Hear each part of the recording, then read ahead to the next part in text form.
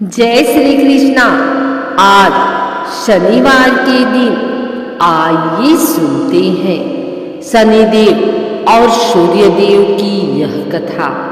धर्म ग्रंथों के अनुसार सूर्य की द्वितीय पत्नी के गर्भ से शनिदेव का जन्म हुआ।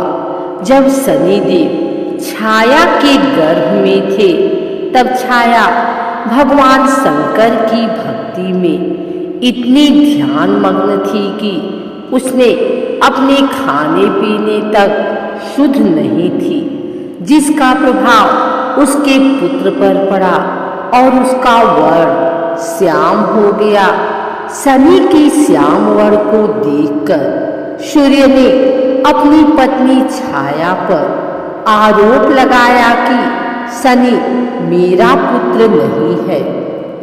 तभी से शनि अपने पिता से शत्रु भाव रखते हैं। शनिदेव ने अपनी साधना तपस्या द्वारा शिव जी को प्रसन्न कर अपने पिता सूर्य की भांति शक्ति प्राप्त की और शिव जी ने शनिदेव को वरदान मांगने को कहा।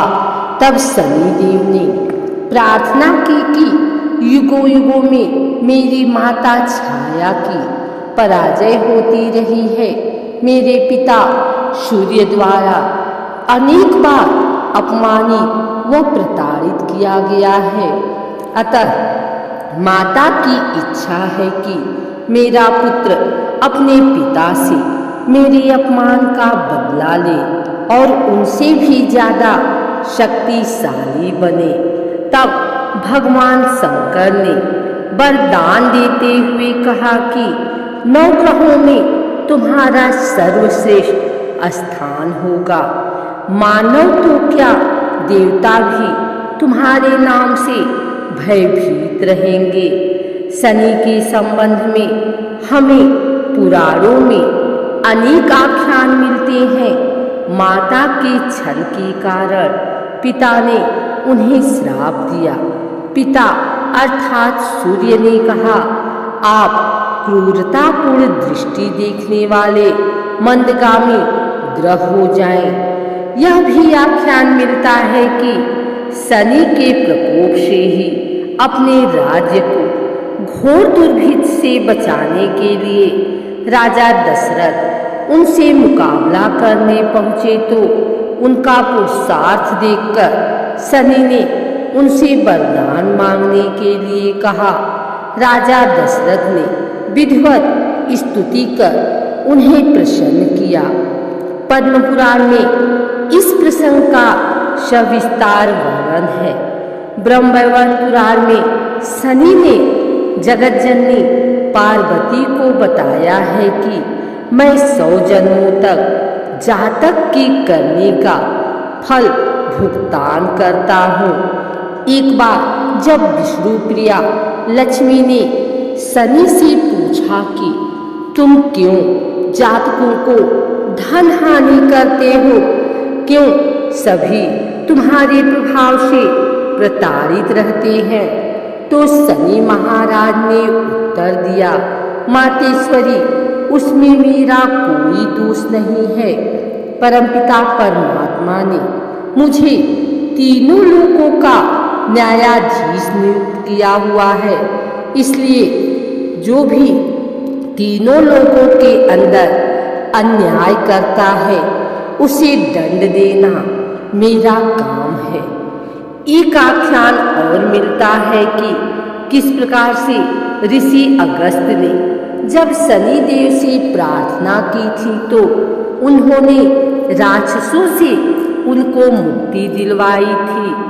जिस किसी ने भी अन्याय किया उनको ही उन्होंने दंड दिया, चाहे वह भगवान शिव की अर्धांगिनी सती रही हों, जिन्होंने सीता का रूप रखने के बाद बाबा भोलेनाथ से झूठ बोलकर अपनी सफाई दी और परिणाम में उनको अपने ही पिता के यज्ञ में हवन कुंड में जलकर मरने के लिए शनिदेव ने विवश कर दिया।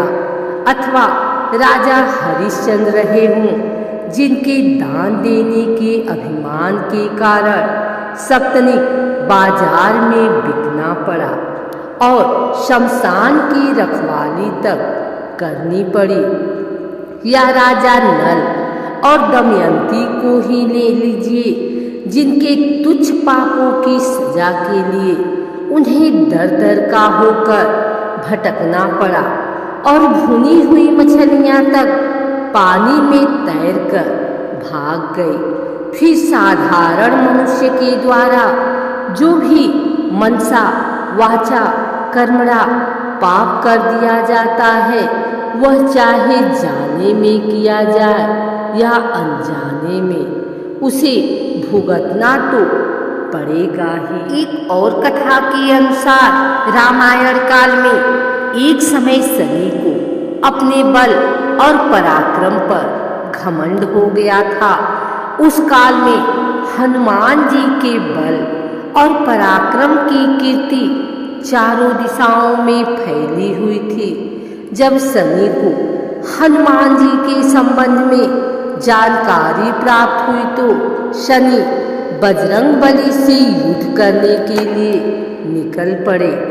एक शांत स्थान पर हनुमान जी अपने स्वामी श्री राम की भक्ति में लीन बैठे थे। तभी वहां शनि देव आ गए और उन्होंने बजरंग बली को युद्ध के लिए ललकारा। युद्ध की ललकार सुनकर हनुमान जी शनि देव को समझाने का प्रयास किए, लेकिन शनि देव नहीं माने और युद्ध के लिए आमंत्रित करने लगे। अंत में हनुमान जी भी युद्ध के लिए तैयार हो गए। दोनों के बीच घमासान युद्ध हुआ। हनुमान जी ने शनि को बुरी तरह परास्त कर दिया।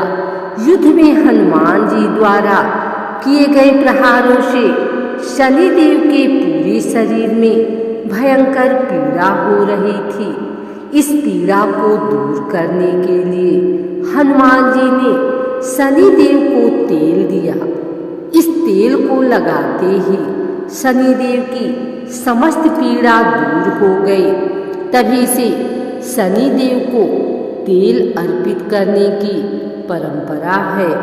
उनके जीवन की समस्त परेशानियां दूर हो जाती है और धन अभाव खत्म हो जाता है। जबकि एक अन्य कथा के अनुसार जब भगवान की सेना ने सागर सेतु बांध लिया, तब राक्षस इसे हानि न पहुंचा सके, उसके लिए पवन सुत हनुमान को उसकी देखभाल की जिम्मेदारी सौंपी गई। जब हनुमान जी शाम के समय अपने इष्ट देव राम के ध्यान में मग्न थे, तभी सूर्यपुत्र शनि ने अपना काला कुरूप चेहरा बनाकर क्रोधपूर्ण कहा, हे वानर, मैं देवताओं में शक्तिशाली शनि हूँ। सुना है तुम बहुत बलशाली हो। आंखें खोलो और मेरे साथ युद्ध करो। मैं तुमसे युद्ध करना चाहता हूँ। इस पर हनुमान ने विनम्रता पूर्वक कहा, इस समय मैं अपने प्रभु को याद कर रहा हूँ। आप मेरी पूजा में विघ्न मत डालिए। आप मेरे आदरणीय हैं। कृपा करके आप यहाँ से चले जाइए। जब शनिदेव लड़ने पर उतर आए तो हनुमान जी ने अपनी पूंछ में लपेटना शुरू कर दिया।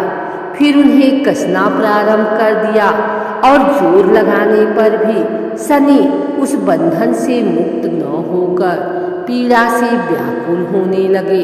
हनुमान ने फिर सेतु की परिक्रमा कर शनि के घमंड को तोड़ने के लिए पत्थरों पर पूंछ को झटका दे देकर पटकना शुरू कर दिया।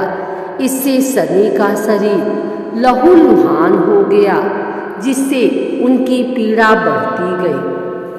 तब शनिदेव ने हनुमान जी से प्रार्थना की कि मुझे बंधन मुक्त कर दीजिए। मैं अपने अपराध की सजा पा चुका हूँ, फिर मुझसे ऐसी गलती नहीं होगी।